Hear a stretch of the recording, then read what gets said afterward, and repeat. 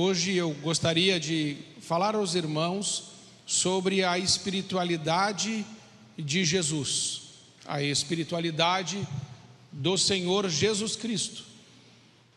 Então, o texto está em Lucas, capítulo 9, a partir do verso 28.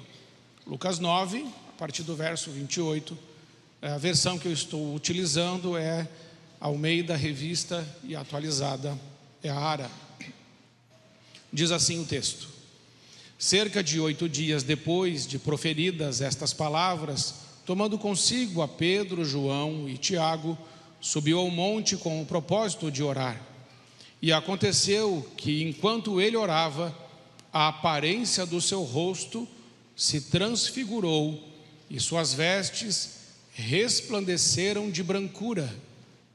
Eis que 2 varões falavam com ele, Moisés e Elias, os quais apareceram em glória e falavam da sua partida, que ele estava para cumprir em Jerusalém. Pedro e seus companheiros achavam-se premidos de sono, mas, conservando-se acordados, viram a sua glória e os 2 varões que com ele estavam. Ao se retirarem estes de Jesus, disse-lhe Pedro: Mestre, bom é estarmos aqui. Então, façamos 3 tendas, uma será tua, outra de Moisés e outra de Elias, não sabendo, porém, o que dizia. Enquanto assim falava, veio uma nuvem e os envolveu, e encheram-se de medo ao entrarem na nuvem. E dela veio uma voz dizendo: Este é o meu filho, o meu eleito, a ele ouvi. Depois daquela voz, achou-se Jesus sozinho. Eles calaram-se e naqueles dias a ninguém contaram coisa alguma do que tinham visto. No dia seguinte, ao descerem eles do monte, veio ao encontro de Jesus grande multidão. Eis que dentre a multidão surgiu um homem dizendo em alta voz: Mestre, suplico-te que vejas meu filho, porque é o único.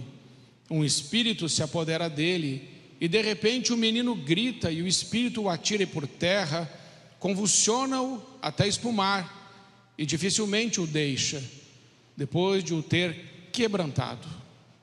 Roguei aos teus discípulos que o expelissem, mas eles não puderam. Respondeu Jesus: Ó geração incrédula e perversa, até quando estarei convosco e vos sofrerei? Traze o teu filho. Quando se ia aproximando, o demônio o atirou no chão e o convulsionou. Mas Jesus repreendeu o espírito imundo, curou o menino e o entregou a seu pai. E todos ficaram maravilhados ante a majestade de Jesus. Amém. Como são lindas as parábolas, as histórias, os relatos acerca de como Jesus agia, como Jesus fazia, de como Jesus resolvia todas as situações. Hoje nós vivemos numa era que há muito já se dizia que viveríamos, que é a era da espiritualidade. E nessa era da espiritualidade, nós precisamos olhar a Bíblia, a palavra de Deus, para entendermos uma santa espiritualidade, a espiritualidade de Jesus. Por isso, nessa noite, pretendo falar aos irmãos sobre 3 tipos de espiritualidade. E a primeira, que está aqui no texto, é a espiritualidade do monte. Quando Jesus subiu com Pedro, Tiago e João para o monte aonde ele foi transfigurado, Pedro, Tiago e João, lá no monte, quando viram tudo aquilo acontecendo, eles não estavam entendendo absolutamente nada do que estava acontecendo. Jesus estava conversando com Moisés e com Elias acerca da sua partida, acerca da sua morte na cruz, acerca do plano de Deus para a vida de Jesus, para a nossa salvação.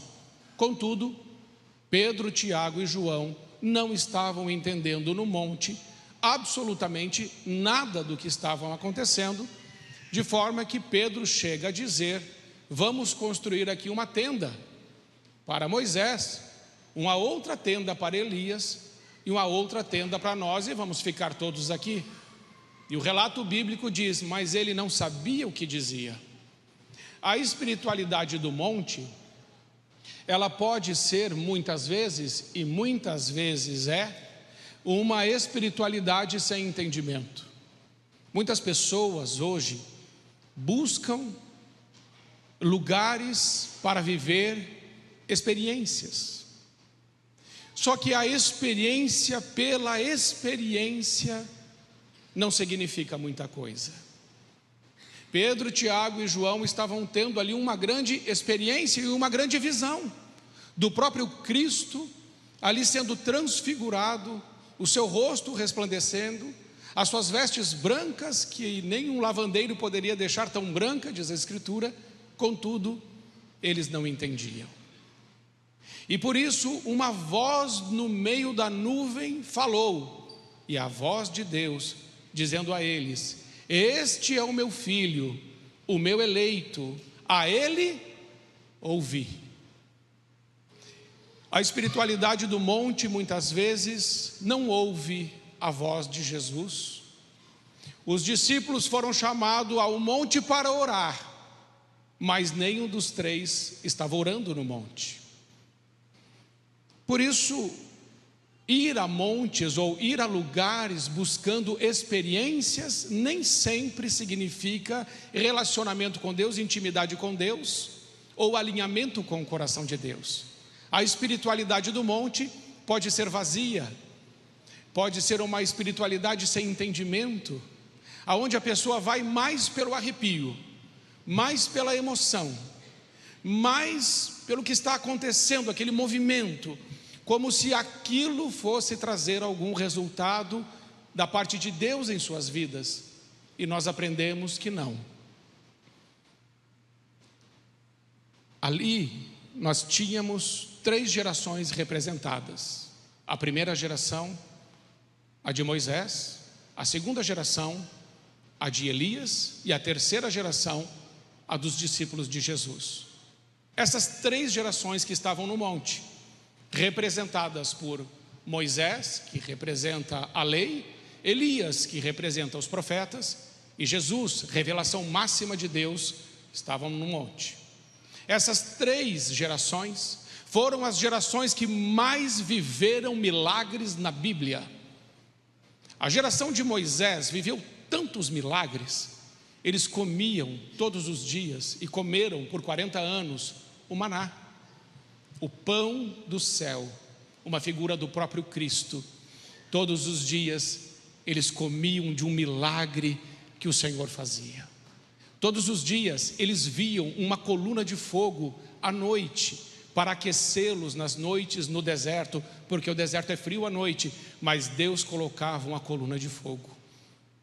E Deus também colocava para eles uma nuvem durante o dia, para que o sol escaldante do deserto não os castigasse. A água saía da rocha, e muitos milagres aquela geração que viveu com Moisés viu. Contudo, foi uma geração incrédula.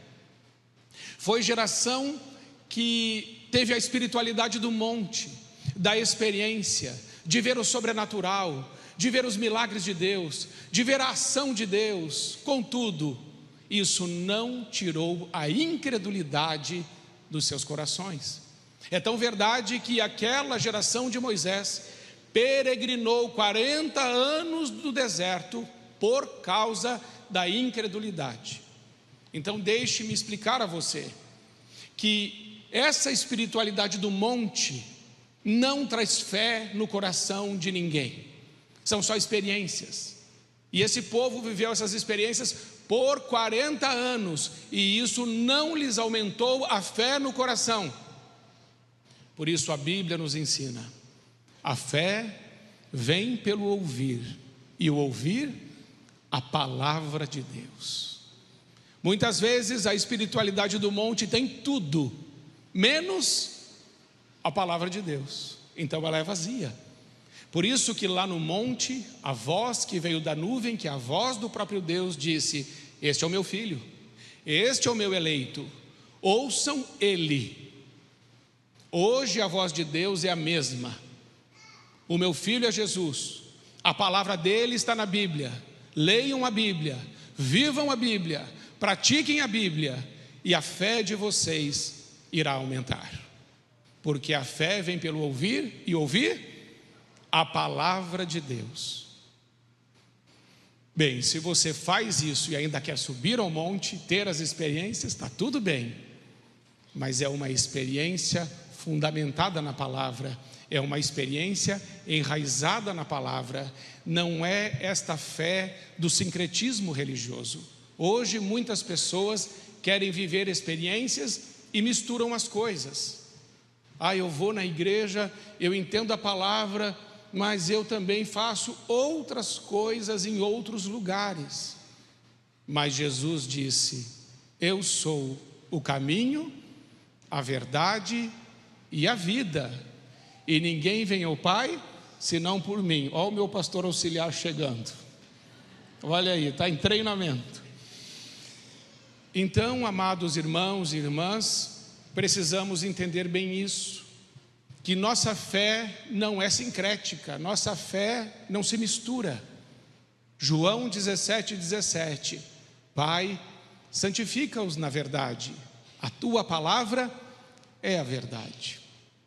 A espiritualidade do monte, sem a palavra de Deus, sem estarmos aliançados com o Senhor, fundamentados e enraizados, guiados pela palavra de Deus, será uma espiritualidade que não produz fé, que não glorifica a Deus, que não exalta a Deus, que não honra a Deus e que não manifesta o reino de Deus na terra. Porque para o reino de Deus se manifestar na terra, é necessário que Jesus Cristo tenha o domínio da nossa vida. E é impossível Ele ter o domínio da nossa vida se nós não cumprirmos a sua santa palavra. Amém?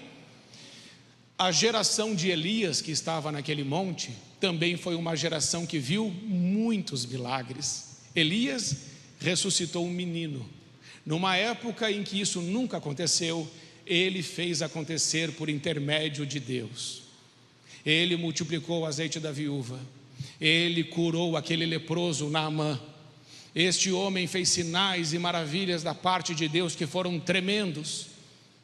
Mas Elias vai parar numa caverna, deprimido, triste, desistindo do ministério, e ele diz ao Senhor: Senhor, parece que só restou eu, ninguém mais crê. Elias estava no meio de uma geração incrédula, embora Deus tenha dito: calma Elias, eu ainda tenho 7.000. Mas Elias não podia vê-los, ele não conseguia enxergar credulidade, fé no coração daquelas pessoas, embora elas estivessem vendo grandes milagres da parte de Deus. E essa geração que agora está no monte, Pedro, Tiago e João, os apóstolos, a geração do Cristo, viu tantos sinais. Jesus abriu os olhos dos cegos, Jesus abriu os ouvidos dos surdos, Jesus purificou os leprosos, Jesus Cristo tirou da paralisia aqueles que eram paralíticos, Jesus expulsou os demônios, Jesus ressuscitou pessoas dos mortos. Todos esses milagres foram feitos por intermédio de Jesus Cristo, o nosso Senhor. E quando aquele pai vem com o seu filho endemoniado, oprimido, cativo, a primeira coisa que Jesus disse para aquele homem: ó geração incrédula, até quando vos sofrerei? Até quando estarei no meio de vocês? E Jesus não chama aquele homem de incrédulo, mas Jesus diz: ó geração incrédula. Porque veem os milagres, veem as maravilhas de Deus, mas não são capazes de crer no nome de Jesus. Então, irmãos amados, precisamos entender que milagres não produzem fé. Deus pode fazer um milagre tremendo na vida de alguém, algo tremendo, e essa pessoa decidir não crer nele. Vemos nas Escrituras que isso é mais ou menos normal. Então não confiamos em milagres, cremos em milagres, oramos pelos milagres, sim, e acreditamos nos milagres que Jesus faz, mas não somos uma igreja do milagre, nós somos a igreja da palavra. É diferente. Se Deus fizer milagres, Ele fez, e se Ele não fizer, nós cremos em Deus da mesma forma. Essa espiritualidade do milagre é a espiritualidade do Senhor, resolva o meu problema e resolva agora, e resolva rápido. Não é assim o nosso relacionamento com Deus. Isso nunca produziu fé no coração de ninguém, como acabamos de ver. Em segundo lugar, eu quero chamar a atenção dos irmãos para a espiritualidade não do monte, mas agora para a espiritualidade do vale. Porque 3 subiram, mas 9 ficaram. E ficaram no sopé do monte. Eles estavam lá embaixo. E a palavra de Deus vai dizer que eles estavam lá embaixo, discutindo com os escribas. É muito interessante, irmãos, que no monte eles estavam desprovidos de conhecimento. No vale eles tinham conhecimento, mas o conhecimento estava sendo utilizado para discussão. Uma igreja que conhece a palavra, uma igreja que conhece a Cristo, que ao invés de avançar para fazer a obra de Deus, estão brigando entre si. Escribas e apóstolos, brigando, discutindo acerca da palavra de Deus. E enquanto eles estavam discutindo e brigando, um homem que é um pai, está com o seu filho cativo e endemoniado, e aquele demônio jogava o filho dele, ora na água, ora no fogo, e quase matava o menino, convulsionava o menino. Aquele pai estava sofrendo, aquele pai estava agoniado. Coloque-se no lugar daquele pai, um filho cativo, um filho oprimido. Ele foi até os apóstolos não tiveram resposta para ele, porque eles, ao invés de estar fazendo a obra de Deus, eles estavam discutindo a obra de Deus. Deus não nos chamou para discutir a obra, Deus nos chamou para fazermos a obra. Irmãos, eu me lembro de Neemias. Neemias foi um homem que Deus usou para reconstruir as muralhas de Jerusalém. Aquelas muralhas que há mais de 120 anos, 150 anos, aquilo lá estava tudo parado em ruínas. Neemias foi levantado por Deus, e ele vai levantar aquelas muralhas que não tinham sido levantadas por mais de um século, em 52 dias. Por quê? Porque aquele homem foi lá para fazer a obra e não para discutir a obra.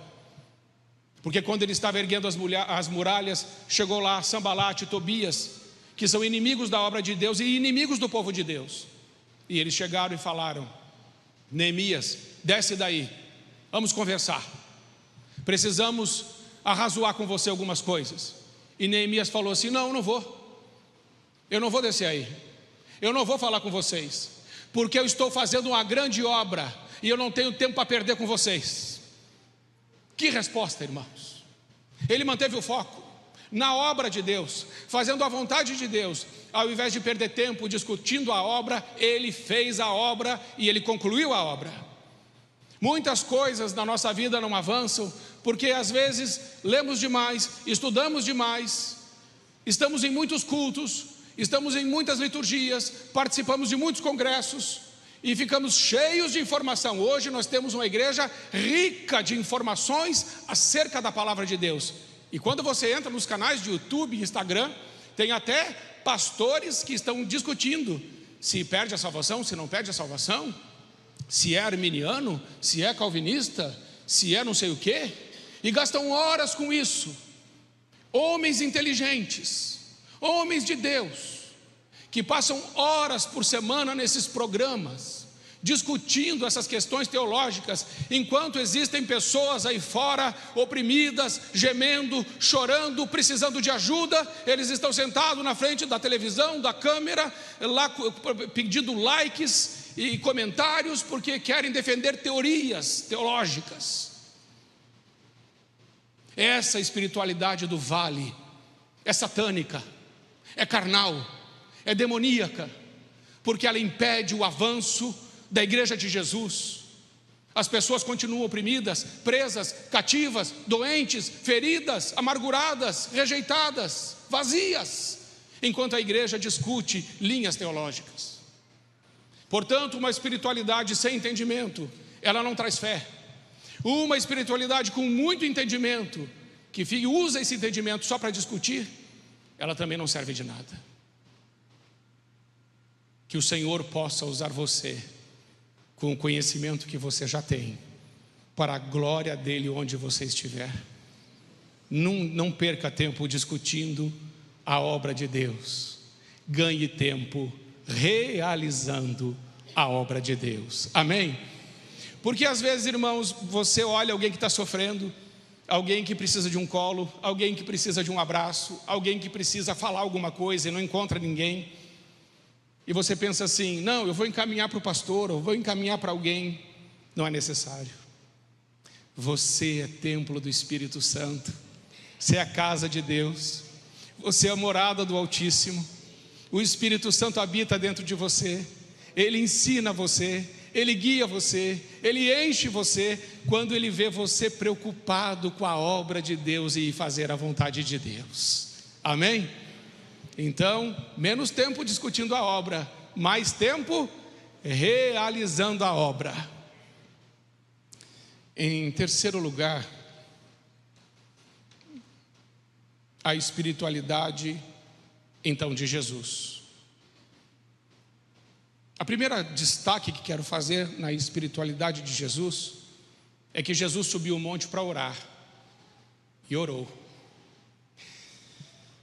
Irmãos, muitas vezes nós falamos assim: esse ano com certeza lerei a Bíblia toda, esse ano com certeza me tornarei um intercessor, esse ano Deus vai me usar poderosamente. Aí você começa a sua caminhada de oração e logo você percebe: não dei continuidade. Comecei a ler a Bíblia, mas logo parei. Comecei um tempo de oração um pouco maior, mas logo aconteceram coisas que me impediram de orar como estava orando antes. Jesus manteve a sua vida de oração impecável. Na espiritualidade de Jesus, o tempo com Deus é inegociável, porque ele sabe que quando ele está conversando com o Pai, o coração dele alinha. Vou te dar um exemplo. A única vez que eu encontrei nas Escrituras que a vontade do Pai, nosso Deus, e do Filho, Senhor Jesus, não estavam alinhadas, foi no Getsêmani. No Getsêmani, Jesus disse assim: Pai, se queres, passa de mim este cálice, mas não seja feita a minha vontade, seja feita. Então aqui nós podemos entender que a vontade do Pai e do Filho naquele momento não estavam alinhadas. O Pai queria uma coisa, o Filho queria outra. Mas o Filho em oração disse: a minha vontade não. Eu digo não para mim, mas digo sim para o Senhor. A oração trata disso. Trata-se de nós renunciarmos à nossa vontade, os nossos planos, o nosso egoísmo, o nosso ego, o nosso prazer, a nossa agenda, os nossos projetos. Renunciarmos a tudo, para que a vontade de Deus seja plena, seja perfeita em nossas vidas e por meio de nós. Amém? Então veja que a oração serve para que o que está no coração do Pai, no coração do Filho e no coração do Espírito Santo esteja também em nossos corações. Por isso Jesus não negociou a vida de oração, E o que a oração traz? A oração traz consigo poder, porque Jesus disse para os apóstolos: permanecei em Jerusalém, e não saiam de Jerusalém, até que do alto sejais revestidos de poder. A igreja, quando sai sem orar, sai sem poder. E uma igreja que sai sem poder, ela fica como os apóstolos ficaram. Os endemoniados chegam, os problemas chegam, e as pessoas dizem: eu levei o problema, mas eu não tive resposta, porque não há poder. Mas aonde há oração, também há poder. Porque aonde há oração, há alinhamento com a palavra de Deus. E aonde há alinhamento com a palavra de Deus e com a vontade de Deus, Deus mesmo se compromete em fazer acontecer. E por isso há poder. Não há poder porque eu passei tempo demais orando. Não há poder porque eu fiquei repetindo a mesma coisa. Há poder porque eu disse não para a minha vontade e disse sim para a vontade de Deus. Aí há poder. Nunca alguém é tão poderoso com Deus quanto aquele que renuncia a si mesmo, pega a sua cruz e segue a Cristo. A espiritualidade de Jesus nos ensina: ore, e então você receberá o poder para que a vontade de Deus se estabeleça sobre sua vida. Muitas coisas nas nossas vidas não mudam, porque não houve ainda este alinhamento. Em terceiro lugar, a espiritualidade de Jesus, por causa da oração, traz a obediência. O Filho Jesus disse: eu só faço o que vejo o meu Pai fazer. Irmãos, que tremendo. Jesus está dizendo: o meu Pai é meu modelo. Eu não faço um movimento fora da vontade do meu Pai, porque o meu desejo é que a vontade do meu Pai se cumpra plenamente e completamente em minha vida. A obediência glorifica a Deus. A obediência estabelece os planos de Deus na terra. A obediência traz para a sua vida bênçãos. Não tem como ser diferente. Sem oração, sem poder. Sem oração, sem obediência. Sem oração, sem autoridade. Jesus, quando aquele pai chega com aquele filho endemoniado, Jesus já havia descido do monte, mas ele havia orado no monte, ele ouviu a voz do Pai no monte, ele estava alinhado com o Pai. Ele desce cheio do poder do Espírito Santo, e quando aquele demônio que está agindo naquela criança vê Jesus, já convulsiona, porque ele sabe que a possessão dele na vida daquela criança agora vai acabar. Ele já sabe, porque ele sabe muito bem quem é Jesus. Ele sabe muito bem quem é um homem e uma mulher que temem a Deus. E naquela hora ele tenta matar aquele menino, mas Jesus não permite. E Jesus o expulsa dizendo: saia dele e não volte mais. Por que Jesus disse isso? Porque Jesus também havia dito antes, ensinando a igreja, que quando um demônio é expulso, ele vai para lugares desertos e depois ele volta para conferir se a pessoa está ou não andando com Deus, se o templo é templo do Espírito Santo ou está vazio. E se estiver vazio, ele volta e traz mais 7 piores que ele, e habitam nesta pessoa, e a condição da pessoa que era ruim, agora ela ainda fica pior. Mas Jesus disse: você vai sair, mas você não vai voltar. E aquele demônio precisou obedecer sim, porque Jesus Cristo tem todo o poder e toda a autoridade no céu, na terra e debaixo da terra. Uma palavra dele é suficiente. Mas a igreja também recebeu de Jesus a autoridade. Eis que vos dou autoridade para pisar serpentes e escorpiões e todo o poder do inimigo, sem que nada vos cause dano algum. A igreja não tem medo, a igreja avança.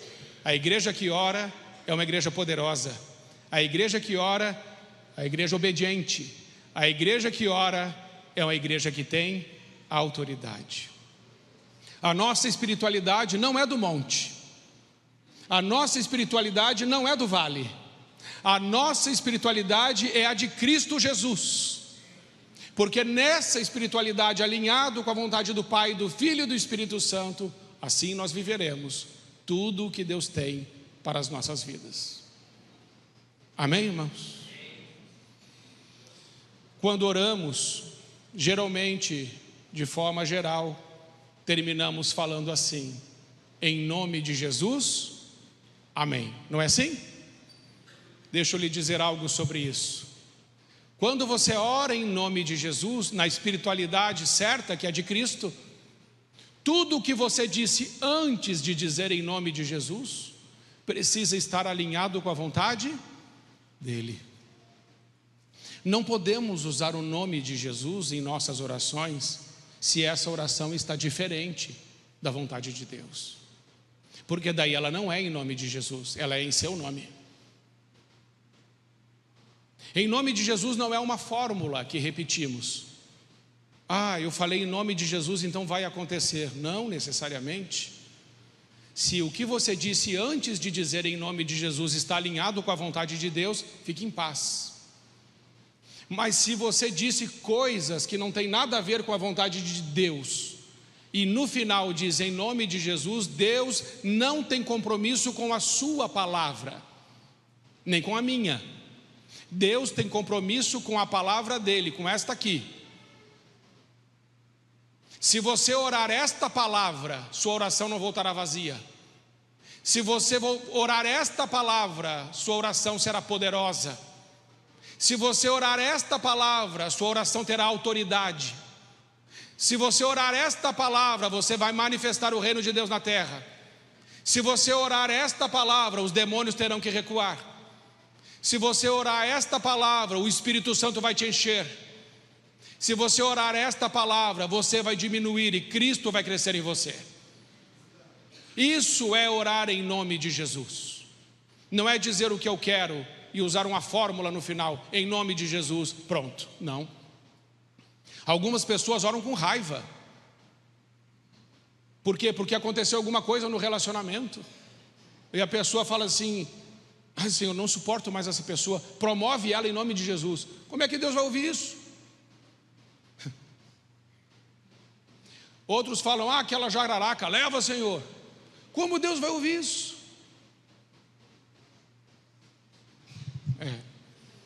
Você pensou. Talvez você não orou, mas você pensou. Como é que Deus vai responder isso? Não podemos, porque estávamos com raiva, estávamos chateados, estávamos tristes, estávamos angustiados. E aí a gente falou: não use Deus nisso. Deus não tem nada a ver com isso. Isso é sobre você, isso é sobre mim. A oração certa é a oração como Jesus ensinou. E o que Jesus ensinou? Que nós devemos perdoar os nossos inimigos. Se alguém te fez um mal muito grande, e você vai diante de Deus e diz assim: Senhor, hoje eu quero abençoar aquele caluniador, e eu desejo a ele o bem e não o mal. Senhor, seja com esse caluniador e derrame sobre ele a tua paz, a tua bênção. Fácil? Abençoe quem te amaldiçoa, faça o bem a quem te faz mal, ore por quem te persegue. Se você fizer isso e colocar em nome de Jesus no final, o Senhor certamente ouvirá e te responderá. Agora, uma coisa maravilhosa nisso, irmãos, é que quando fazemos isso, nós somos curados. Sabe por que às vezes a gente fica tão intoxicado? Porque a gente não ora por essas pessoas. A espiritualidade de Cristo nos ensina a desintoxicar a nossa alma de tudo que não presta. E a gente só consegue fazer isso quando a gente abençoa como Ele pediu. Amém? Então, se você tem alguém que você não gosta, abençoe ela, abençoe ele. E quando você começa a orar por aqueles que você não gosta, o amor de Deus que está no coração de Jesus vem para o seu coração, e você começa a amar essa pessoa, você começa a gostar dessa pessoa, porque você começou a orar por ela, você tem compaixão dela. E é assim que um homem e uma mulher vão ficando mais parecidos com Jesus. Não é sobre o que ganhamos, é sobre o que temos para oferecer. O mundo carece de Cristo, a igreja é o corpo de Cristo. Somente com a espiritualidade de Jesus, o mundo vai reconhecer que Jesus está entre nós. Amém, irmãos? A minha oração é que Deus te use, como Jesus nos ensinou, para curar os enfermos, para dar vista aos cegos, para trazer audição aos surdos, para purificar os leprosos, para ressuscitar os mortos, se Deus te pedir, para que os paralíticos andem, para que os relacionamentos sejam curados, para que vidas sejam transformadas. A minha oração é que Deus te use na espiritualidade de Jesus para ser a resposta para o mundo, na unção do Espírito Santo, porque isso é ser igreja. Vamos parar de ter uma espiritualidade sem entendimento ou uma espiritualidade que só discute. Amém, irmãos? Muito bem, os diáconos podem vir, nós vamos servir a ceia do Senhor. E enquanto eles vêm, feche seus olhos por um momento, olhe para Jesus. Senhor Jesus, nós estamos aqui, Senhor, como a Tua igreja e na Tua presença, e nós reconhecemos que nem sempre, Senhor, a nossa vida glorificou o Teu nome, as nossas escolhas glorificaram o Teu nome. Tantas vezes vimos os Teus sinais e as Tuas maravilhas, e ainda assim não cremos. Nessa noite, nós pedimos perdão ao Senhor por todas as vezes que a nossa espiritualidade, que a nossa fé não revelou a pessoa de Jesus Cristo. Pedimos humildemente hoje ao Senhor, ao sairmos daqui, que a gente consiga voltar a orar como o Senhor orou, a buscar a Tua face, a fazer a vontade do Pai, que no monte a gente tenha entendimento, e que ao descer dele tenhamos autoridade para ser resposta num mundo que carece de Jesus. Que a nossa família seja abençoada por nós, por meio de nós, que o Teu Espírito Santo nos encha plenamente, e que as pessoas possam reconhecer que Jesus Cristo está em nossas vidas. Ajuda-nos, Senhor, porque sabemos que o fim está próximo, mas enquanto ainda estamos aqui na terra, queremos fazer somente a Tua vontade. Muito obrigado por tudo que o Senhor tem feito, mas faz ainda mais, em nome de Jesus. Amém.